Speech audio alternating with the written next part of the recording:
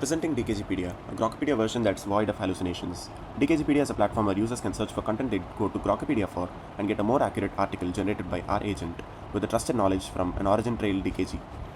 This is how it works. When a user queries the platform for a particular topic, it scrapes Grokpedia and gets the relevant analysis asset from the DKG. If this asset was contributed by a contributor, then the person querying pays a small USDC fee to them as an incentive for their effort using X402 protocol. The agent uses this analysis data to give the user a corrected version of the article. Now, when a contributor submits a topic and relevant sources, our extremely elaborate comparison engine generates the analysis data and publishes it as an asset to the DKG. So this is how we compare the Grokpedia data with the trusted sources. Here we extract triples from both Grokpedia and Wikipedia, build RDF knowledge graphs, compare those graphs and generate results. Here we extract triples using spaCy from both Grokpedia and Wikipedia content, generate embeddings, implement topic modeling, calculate drift scores. Here we fact check discrepancies between Grokpedia and Wikipedia by performing web search. Here we use Vader, text blob, and a text transformer model to analyze sentiment shifts between Grokpedia and Wikipedia. Here we fetch audio, video, and image content from Wikipedia, convert them to embeddings using multimodal embedding model, and compare it with the embeddings of the Grokpedia excerpt. Let's enter DKGPedia as a contributor and enter the title for the topic that we are wishing to contribute. And let's enter the source information and also the edit that we are suggesting, and let's also set a price for when a user tries to fetch this asset. Now the 7-stage pipeline is being executed and all the comparison is being made. Now we are at the semantic drift stage. All the happenings during these 7 stages were explained in detail during the slides, and you can also visit our README for a very detailed explanation about what takes place during this 7-stage comparison pipeline.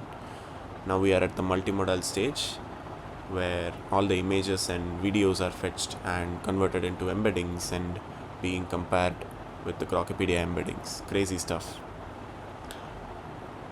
Yes, now we have the results, and as we can see, a very detailed graphs like the similarity heat map, the bias compass, and various other metrics are generated, and these are the contradictions and the graph embedding related metrics, and there are just so many to show under 5 minutes.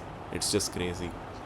If you read the documentation, you can view in detail about all the metrics that are available here.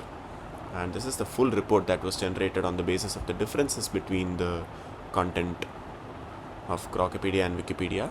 Now let us publish it to our DKG. As you can see, we have hosted a DKG node locally, and this is the knowledge asset that was published. Yes, this is the entire JSON, huge, and this is the knowledge asset visualized in the testnet explorer.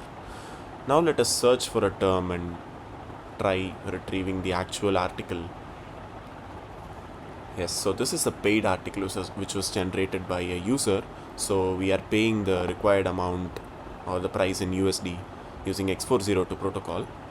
And yes, this is the corrected article that was generated, and the Grokpedia article is displayed with the corrections that was made for reference. And this was the knowledge asset or the analysis data that was used to generate this corrected article. And now let us search a random term that does not exist in our DKG yet. Now what will happen is a light version of the analysis pipeline that we had mentioned will run first and generate the knowledge asset that is needed to perform the analysis.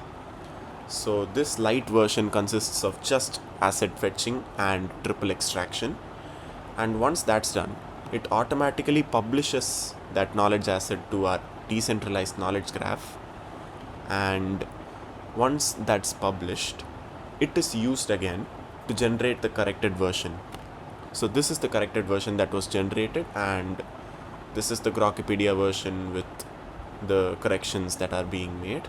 As you can see, there are a lot of corrections. Yeah, so as you can see, only the triple extraction and the content fetching had happened in the light version of the analysis. Thank you.